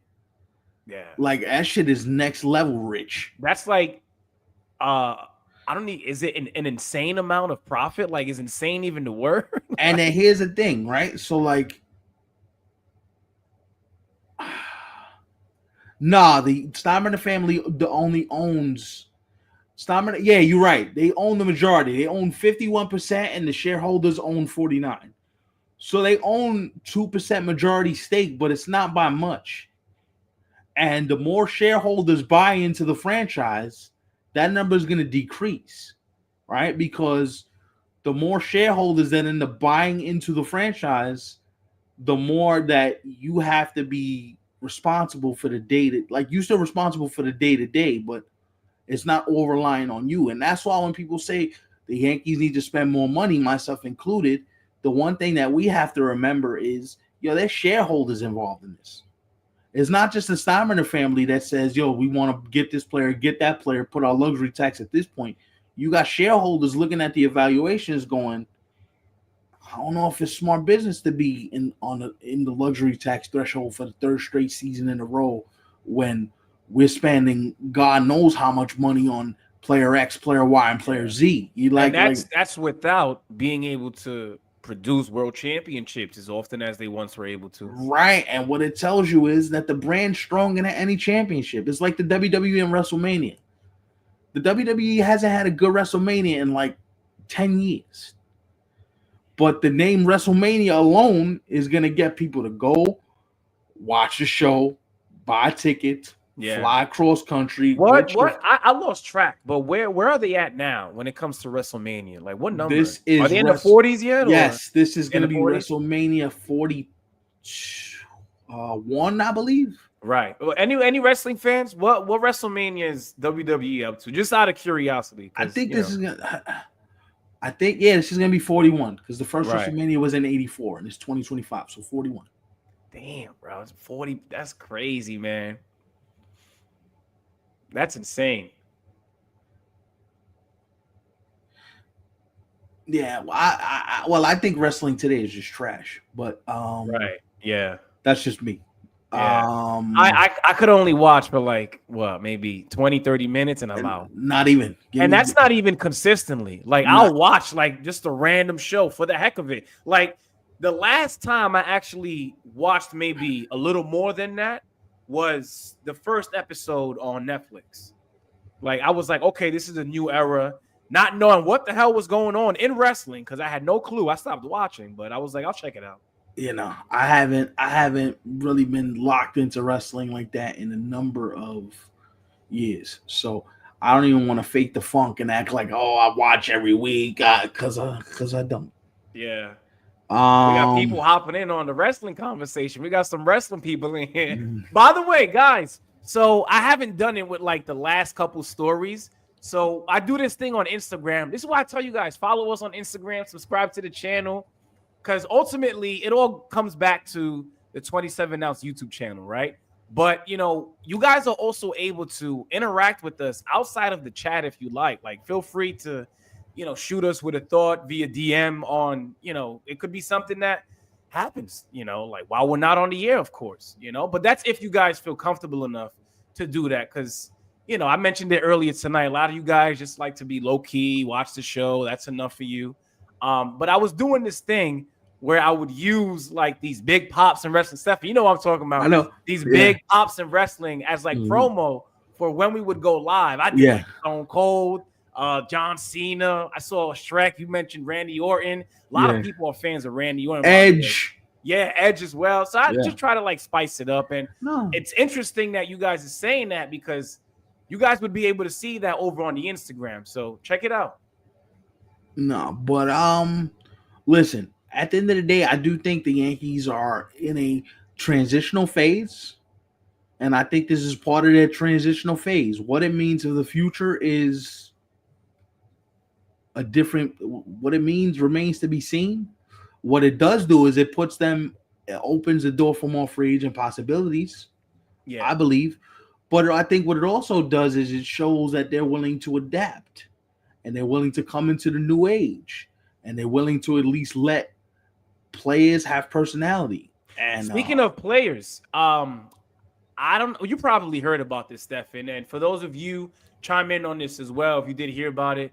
But the news actually came out on Vladdy's actual beef, not what the media had been saying for some time now, but his actual issue with the Yankees. But he's gotten over it. Did you hear about it? I did not. Go ahead. So he said that his thing with the Yankees, for as long as I guess people could remember it for now, was two things. It was one, them taking an offer that they once had on the table for Vladimir Guerrero, who is, of course, his dad. Many of us probably saw him play. And giving it to Gary Sheffield instead. I remember this. Right. And then the second thing was, and this, this is a little more personal for him. He remembers being a kid and security asking him to get off the field. You remember stuff like that, man. Now, it doesn't matter so much at his current age, but when you're a kid, your dad is Vladdy Guerrero Senior. Like, come on, man. I'm here because of my dad. You can't let me rock on the field. I got you. I read a story about it, I think like a day or two ago. And that's, his thing with them. Well, his thing will be gone if they offer him $500+ million to wear. Yeah, like if you care that much about the offer that they once had on the table for your pops, take this one and share that with him. Listen, the offer they have for your pops, you're gonna be able to take care of your pops. It's a different type of money, bro. Oh hell yeah, no. Different type. Yeah. Ultimately, listen, the Yankees have also been known for like, you a visitor, you're not gonna get the same access as the home players do. That's just what it is. Is it right? I don't know. I don't think so. Is it wrong? That remains to be like. Didn't Griffey have a similar story? Yes, Ken Griffey Jr. Because his dad was in the dugout, and his dad played for the Yankees, and they didn't like that young Griffey was in the dugout. But you got to also remember, see, that was probably when George was still running the team. Yeah, George is a bit of a man on his front lawn, like, get off my damn field. Yeah, it's like old man yelling at cloud. Like, I don't think Hal's gonna have the same personal enemies or the same issues. You know what I mean? Mm-hmm. I don't believe none of that to be true. I don't believe none of that. Right. I think in the current day and age, like when you look at the Yankees, if you put me in a lineup with Judge and Bellinger and you know what I mean? Now we cooking with a little gas. Right. Because it's all about winning to these guys, man. Ultimately, that's what it comes down to, and who's gonna write the biggest check. That's what this boils down to. The rest of it is all minute. Mm-hmm. You know what I'm saying? Like it's you could say, oh, well, his personal beef with the Yankees is this. His personal beef with the Yankees is that. Yeah, your personal beef is when you're fucking 7 years old. You're damn near 30 years old now. Right. Like, give that shit up. Worry about what they're doing to you now as an adult. Right. Like, give it up. And I will tell you, if the money is all the way right, he's gonna go who offers him the most money, and wherever the contract is where it's sitting right, where the paperwork sits right. And the rest of it is just all noise. That's it. Yeah. That's it. Listen, we're gonna spend the last half hour just bullshitting with y'all. So yeah, there's a comment here I want to show right away, actually. So yes, this is true. Stefan and I we're talking about this over the past couple days. Friendly reminder though, when this happens, we are gonna go live. That's one of those things where we're gonna be on the night of, whenever it is that we find out. And we're going to be here to break that down for you guys. Also, we're going to continue to do this leading up to the 1 year anniversary of the 27 Outs channel here, guys. So we said it in our previous show, but as I mentioned, we're gonna keep reminding you guys. It's March 3rd, correct, Stefan? Right? March 3rd. Yes, Monday, is March the 3rd. 1 year anniversary Yes. of 27 Outs. So we want all of you to come by. Make sure you got a plate of whatever it is that you like to munch on. Make sure you have your favorite beverage of choice, and I mean literally whatever it is that you like. And we're gonna have fun that day. We're gonna share stories.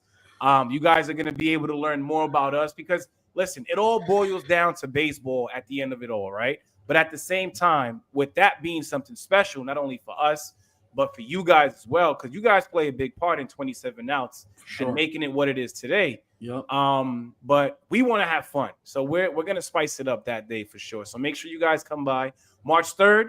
I don't know if you got to use the reminder app on your phones. Yes. Use whatever it is, jot it down in your journal. I don't know what people use nowadays, but Listen, just tell Siri, yo, March 3rd, 8:00 Eastern time. I gotta be there. Hey, if your phones are listening right now, I'll do it for you. Hey Siri, mark my calendar for the 1st year anniversary of 27 Outs for March 3rd. Oh my God. Yo, anybody watching right now, let me know if your phone went off. Because it reacts to like random voices sometimes. I will tell you this. This is a good question, but we're gonna answer this off the rip. Yes, it is worth the live. Because whether it's news to you, whether you're a Nolan fan or not, it's news. It's news. This guy's one of the best third basemen in the game and has been for some time.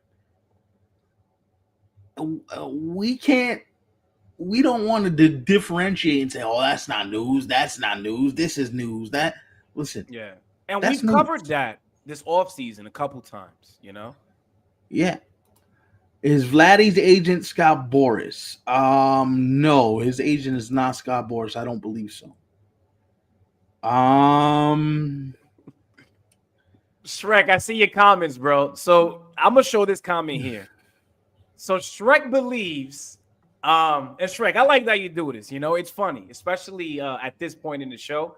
It doesn't bother me. So Shrek believes that on the back of this Yankee jersey, I have either DJ LeMahieu, Juan Soto, Edwin Encarnacion, Luke Voigt, Josh Donaldson, Starlin Castro, Lau Overbay, damn. Blue Jays. Vernon Wells. Yeah. We got a Vernon Wells sighting, bro. I'm sorry, bro, but you're Holy shit. You're still batting 0. I'm sorry to break it to you.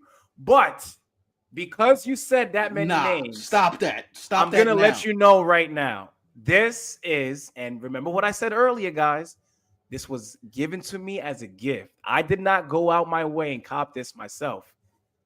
It's Gary Sanchez. All right. Say what you got to say. The comment section is there for a reason. Hell no. To the no. Hell to the no. By the way, my boy watches from time to time who got me this. I don't know if he's watching right now, but shout out to you, Josh. Obviously, I appreciate the gift. It's a Yankee jersey at the end of the day. But I told him myself, I said, you did this to me on purpose, bro. You got me a damn Gary Sanchez jersey, knowing how I feel about that dude. But I rock it. Congratulations. You played yourself. No, that was actually a lot of names by Shrek there, bro. I thought he would have at least gotten it in that group. Yeah, I see Chad. I see your other comment, Chad. The Jeter jersey. I should be wearing that. I should be wearing that instead.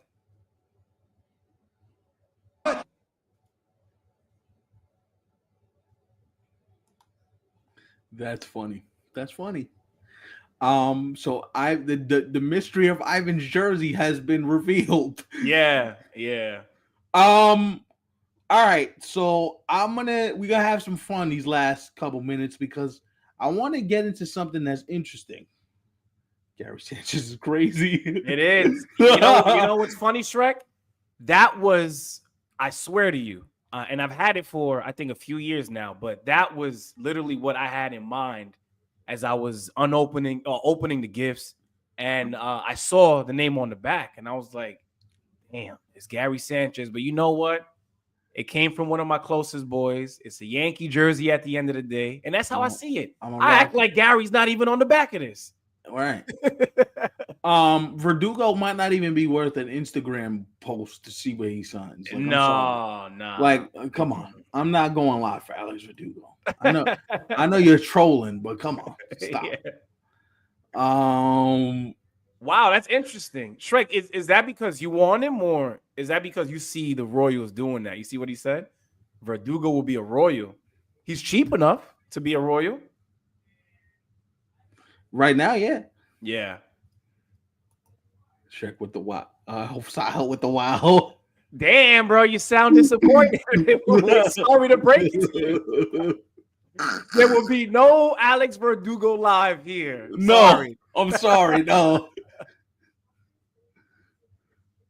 He might actually do well in that ballpark, though. Mm-hmm. Verdugo and KC might actually work. It might work.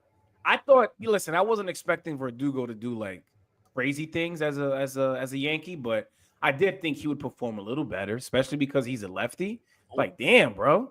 Well, hold on. News is not news. You will not be getting right. He just came for us about Nolan. Like, oh, that's live worthy. Get out of here. No, listen. Nolan Arenado is a 10-time Gold Glove winner, right? And could still help a team win, especially defensively. Mm-hmm. Alex Verdugo hit 150 in the second half last year. Yeah, that was bad, dude. They're not the same thing. It looked like he wasn't even going up to the plate with a bat at times.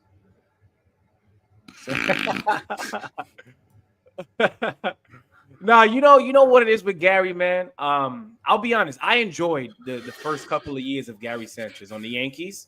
Mm-hmm. And then, we all know how it ended and, how the other years after his first couple of years ended up turning out. And that's where, I guess I could say I turned on him. I was never really the biggest fan, but the way he just I don't want to say he came out of nowhere, but just bursted his way onto the scene. 2016, he was unbelievable. When he was first crazy. Came up. Yeah. Jesus. Mm-hmm. Yeah. And that's what happens, man. You have a lot of flash in the pan guys. The two different position players, though. Comparing Nolan Arenado to Alex Verdugo is like comparing a fresh pair of Jordans to a pair of croquettes. Right. We're not the same. Also, I want to ask you guys, spring training underway. Have you guys started watching yet? Has there been anything that stands out? By the way, you guys saw that line drive? That was so bad. Off the head of Bobby Miller, yeah. Oh my goodness, dude. I saw that. I said, what? I'm thankful that he was able to get out of it. Yeah, but I'm thankful he didn't get hit. It didn't do more damage than it did. Right. Because that's an actual face. Yeah, because I'm like, Jesus. Yeah. That stuff is scary. I'm gonna tell you something right now. I think that all pitches should be mandated to where the big doofy hat that has the padding. Like you need to be mandated, bro. Yeah, but there's gonna be pitchers who feel like macho enough. I know. I never played baseball that way. I'm not gonna start now.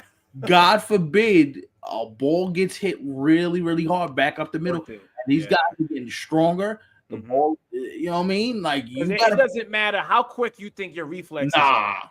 Now how it's about hard the pitch. Well, how fast the pitch is coming out of a pitcher's hand now. Yeah, and how hard it comes off the bat is even faster. No, it's crazy. Like you have sometimes dudes off the bat at the exit velocity 110, 114. No, yeah. Ridiculous. Nah, and the thing is, these guys are only gonna get bigger and stronger, bro. Soto hitting a home run in his first at bat with the Mets was crazy. Yeah, what's funny? I said this to one of my boys because I saw the video, and maybe you saw it too, Stephen. But they did like a top and bottom. It was both homers for the Mets and Yankees training games. Yeah, and I was like, y'all doing this for clout? Y'all doing this because the comment section is about to kill each other? Yeah, I know. Yeah. You know what I'm saying? Oh, that's a good point by Rick. Yeah, for sure. They'll order them. They'll ask those things to be shipped within 24 hours to all teams clubhouse. They got the manufacturers working on them right now. Our golden boy got hurt. We can't afford to, deal with this moving forward. Right. Soto's gonna be good for the Mets. If you don't think so, you're just a hater. This first year offensively, he's gonna be otherworldly. This guy is gonna do things offensively. You like, wow. I got him over 40 home runs. Over 40? Yeah. Really? Yeah, over 40. Yeah. Mm-hmm. I mean, it's not impossible. I'm not trying to act like he can't. He's gonna be. Listen, absolutely can. You talking about Lindor's hitting behind you, Alonso's in front of you, like no, Lindor's in front. Alonso would be behind. Yeah. So, either way, because he's behind Lindor. They're gonna pitch to you, bro. Yeah. Is Volpe the guy? Yes. The guy for what? Yes. Volpe is my starting shortstop for the next 10 to 12 years. Oh, I'm not the biggest Volpe fan, but I hear you. Nah, I don't know how you can be. I love that guy's game. I like certain things about his game, right? I like the speed. The Yankees aren't really known for stealing bases, and he kind of brings that. And it's not a crazy amount of bases that he steals. No, but it's something that you got to keep your eye on as a pitcher. And his glove is solid. He's a good defender. However, the on base is terrible, bro. It's really bad. We're talking like 300, barely, maybe in the 200. That's really bad. He's 23 years old. Oh, no, I hear you. I get the age. I'm only talking about what he's. I would buy. He's not a leadoff spot for me. He's a guy who you put, in my opinion, towards 7, 8, 9. So who's your leadoff hitter? Well, for me, I see why he is. I think his ability to steal a base is what probably makes him be in consideration for that. But he's in no way known to be a guy who's going to get the party started. Not really. Mm-hmm.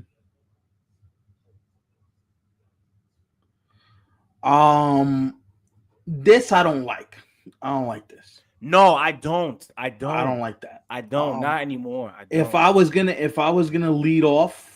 You know how many runs the Yankees will miss out on by doing that? If I was going to lead off anybody right now, my leadoff hitter, just based on the speed he brings, and if he could just keep the ball on the ground, I'll probably lead off Jazz. Right. Jazz. Yeah, Jazz is the guy I would lead off. Right. Yeah.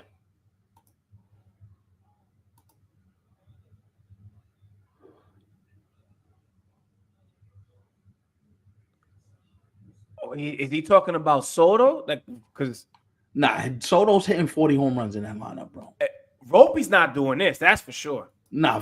He's talking about Soto. Okay, yeah. And you don't get serious with the defense, bro. His range is shot.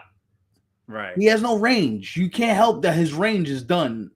That's something that he said he wants to work on, I guess. Yeah. I don't know what you've been doing for the past. What the fuck you been doing for the past 7 years? But... Yeah, no. Stop. Yeah. The range don't get better as you get older. It gets worse. Yeah. And this ain't Yankee Stadium's right field either. Right. We talked about that. Stop. Volpe's going to be anywhere between 6 to 8. They're not hitting them right. 6 to 8. I don't know. Like I said, there's certain things you know what I would do? You know who I would lead off just because he's in Yankee Stadium? Fuck it. Let Cody lead off. Cody Bellinger? Let Cody lead off. Because if he gets the right pitch, he might hit that shit all the way to the Grand Concourse. Why not? You up 1-0 by the time you turn around. Right. Yeah. He's going to make – Mets fans are going to see it. They're going to see it. Oh, there's a better chance of me going in the outfield with my power chair on high playing a better outfield than this dude.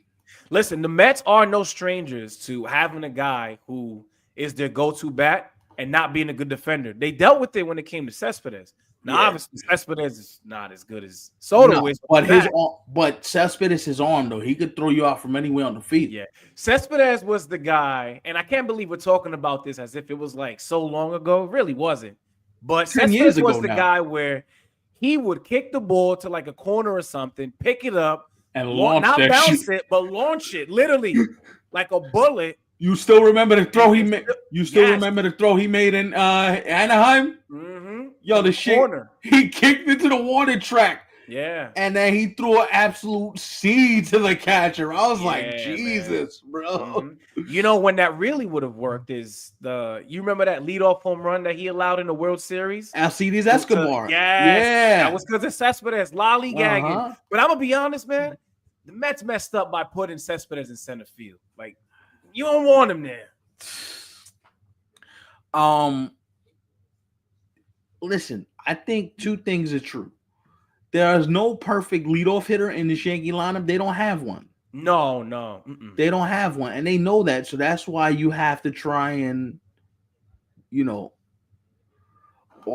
listen, if Oswald Peraza is leading off, this team's winning 75 games. Just want to let that be known. Yeah, please no. I hope that's not a thing.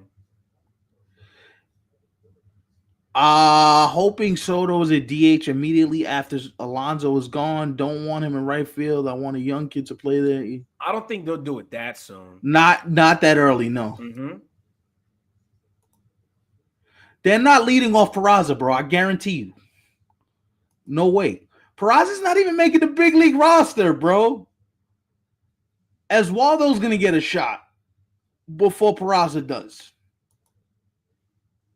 But that's why we've been having this conversation for not even just a few weeks, but literally the entire offseason in terms of what the Yankees have done. And the one move that is still missing is another base. bat. Yeah. Yeah, and a bat, preferably a bat.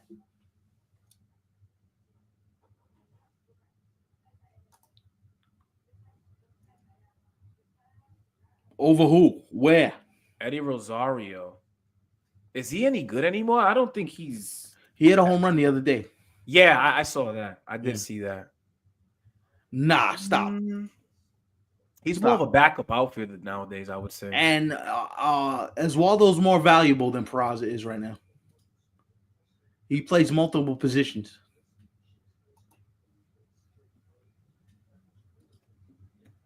I'm telling you, let DJ LeMahieu be the third baseman. Y'all gonna get the rants of rants, boy. I swear. Let them announce the DJ LeMahieu as the third baseman. We're gonna be in here fighting. Nah, no, it's not. Oh, I get what he's saying. Yeah. Oswald Peraza, I get what he's saying. He's talking about the name. Oswaldo Cabrera and Oswald Peraza are not the same player. Yeah, he's just talking about the name. Oswald Peraza. Oswaldo is Cabrera. Mm-hmm. Yeah.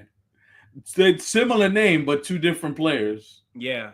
How weird is that? You got an Oswald and you got an Oswaldo. Shrek is funny here by saying this. You know what? Listen, and I hope this doesn't happen, but if something bad enough happens, we just might be in a position like that.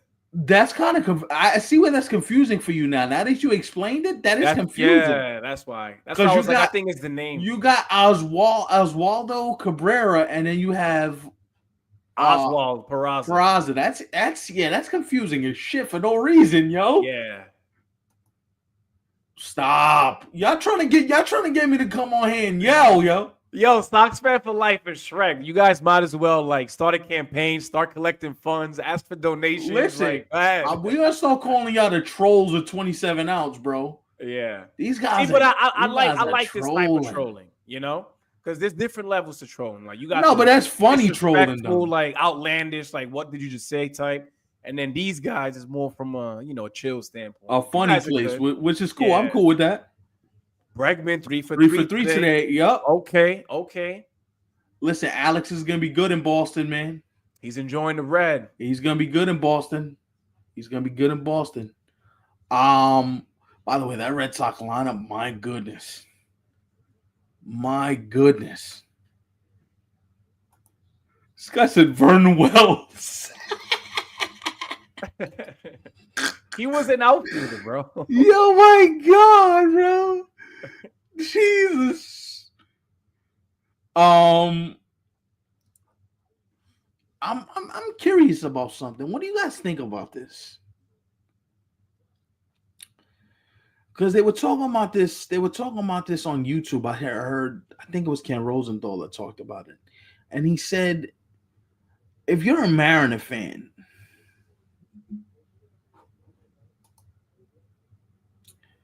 that might work. Yeah, you've talked to me about it before. That might work. That might work. But I just don't want to stunt the growth of his offensive profile. Mm-hmm. Put him in 5th or 6th. Let him hit 25 to 20 to 25 home runs, driving like 80, 85 RBIs, steal like 25, 30 bases. Like, don't stunt his growth because leadoff is a lot of responsibility, man. Right. Not everybody can do it. I get where you're going. Stephen. And I'm saying this because of how long we've been, hearing about Jason Dominguez. But if Anthony Volpe had himself a 2020 season and his first full season with the Yankees, I told you where I'm at when it comes to Jason Dominguez. Minimum for him, he got to have a 25-25 season. Talking 25 home runs, 25 stolen bases. I want to see at least 75 ribbies to 80 ribbies. You already know what I'm thinking. You jumping 30-30 off. I got him 30-30 and 90. I would love that. And you're not wrong for saying that. Like, we've been hearing about the dude for so long. The skill set just screams like, yo. Yeah. I'm gonna come up here and see. You know what got me spoiled? Remember before he got hurt, before he blew out his arm, those 8 games where he came up, you were like, yo, yeah, this guy's gonna be that guy. Yeah, they were actually, I remember, making it interesting to the point where you had some fans thinking like, yo, will they make it with this new kid going crazy for us now that we called him up? But then it was cut short. But it was fun to watch for the time being. It was a short sample, but it was exciting. That shit was exciting though. Like, listen, I didn't care whether they made the playoffs or not. I just wanted to see Jason finish out the season, see what he had, and see what it looked like. I didn't care nothing about making the playoffs. Sometimes you got to sacrifice the future for the present for the future. So I'm not mad at it. Tim Anderson, no, thank you. No, I believe he's with the Angels now. No, thank you. Yeah. I really would have wanted Yo Moncada to play third for a year just to see what it would have looked like. But right,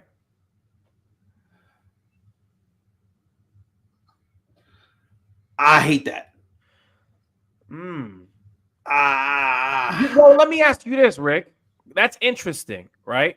But is it really that, or is it because Francisco Lindor plays his best, and it showed last season in a very big way as a leadoff hitter? Yeah. Because I think it's more so that, but it just so happens to be that he also is what you said. Time will tell. I can't answer this shit. I can't. Yeah, we gotta see. You got to see both of them play on the field. Yeah, I can't answer that yet. No, that's because you're asking me to project what both players are gonna do, and the one thing we're not gonna do is project because young players are different, man. It takes a lot for young players to know what they really are. Right. Now, I like both players. I like Roman Anthony. I like Durant all day. Durant over Bellinger all day. The one dude who I really like, I would say probably, and I could be wrong. I'm not a Red Sox fan at all, but just, from the outside looking in, the guy who I like, not entirely too much more than Roman Anthony. I do like Christian Campbell. I like him a lot. Yeah. That dude had a season last year in the minors that was bonkers. Quick hands too. Yeah, bro. Woo. Yeah. Woo. Woo. Woo. Woo.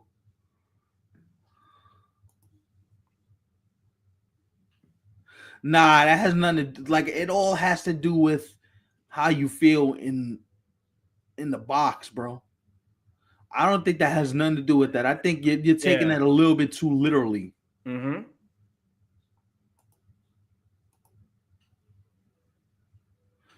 He should be. Honestly, I want to see him this year in the big leagues, to be honest. Yeah. I know he hasn't spent too much time at AAA yet. I like this kid. But nowadays, you got dudes playing only a handful of games in AAA. Next thing you know, they're at the big league level. I like this kid. The kid, Elliot Ramo, that was in San Francisco last year. Yeah. That kid, oh my goodness.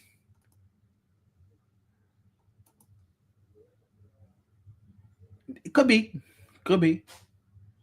I can't believe that's really a thing, dude. I really can't. Like, are we really like contemplating whether he's a second or third baseman? It's crazy. Listen, I would have told Rafael Devers, just learn how to stand by the bat rack because your ass don't even need a glove. Yeah, and I don't even think he's fully healthy yet, too. So who's to say? Nah, he's not even throwing. Is he even playing? Is he even playing in games yet? Right, to be saying any of this what stuff? The fuck are you talking about, bro? looking like oh fucking. Good thing we have Sox fan for life here. Jesus, he bro. can tell us. Thank you. You might have bro. to if the shoulders is still going to be an issue. Fuck. For the entirety of this upcoming season, you're gonna have to. When is he scheduled to play? Because I'm hearing he's a couple weeks. He's like a week and a half away, maybe 2 weeks away from even seeing the field, which puts your opening day in jeopardy because he needs at bats. You need reps. Yeah. Listen, if I see Rafael Devers at third, seeing Rafael Devers at third makes me physically want to vomit with Alex Bregman being there. Wednesday. Is he coming back as like starting as DH, or he's coming back to like do everything full time? He's a full-time player, bro. He told us himself. Nah, me stop. He made it clear already. That's funny. Yeah, that's true. That is true. That's funny.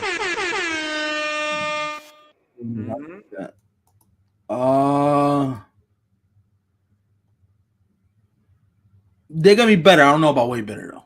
Yeah, nah. I still have the Padres, and I mean obviously the Dodgers is better than them. And I think Arizona's better than the Giants yes, right now. I was also gonna say I have Arizona ahead of them too. Yeah, for sure. Yeah. I think Arizona has a better lineup. I'm gonna be honest. I like their rotation a lot more too. I think Arizona is the best team in that division. I like Arizona better than I like the Padres right now. Yeah. Yep. I gotta. Maybe I'm a little biased because I can't. I'm tired. No. The Dodgers are gonna be the best team in the division, but the second best team is gonna be Arizona over San Diego. Arizona. Yeah. Because I'm tired of waiting for the Padres to figure this out. Right. I'm tired. You win all these regular season games and you don't do shit. Yeah, that's true. I also think the Padres are gonna look a little different in the second half as well. Yeah, especially with them basically announcing that they want to move on from certain guys. Now, if they make the trades that we think they're going to make, fourth is realistic. Because if you trade Cease, if you trade King, if you trade Arise, if you do the things that they're talking about doing, then fourth is realistic. Arizona, I don't know about that, man. Unless the Dodgers forget how to play baseball. Because we all know it comes down to who's going to be able to beat the Dodgers in a 7-game series. That's all it is. Like if you can do that, then you have a shot. Yeah, I don't know. I don't know about the way better part, but Stroman looked good in his inning he pitched the other day. Right. Stop! Oh my God! Oh, not the Padres. Their pitching is fine, if you ask me. Their pitching is pretty good, yeah. Yeah. Mm-hmm. I think they're just trolling on the Stroman tip, bro.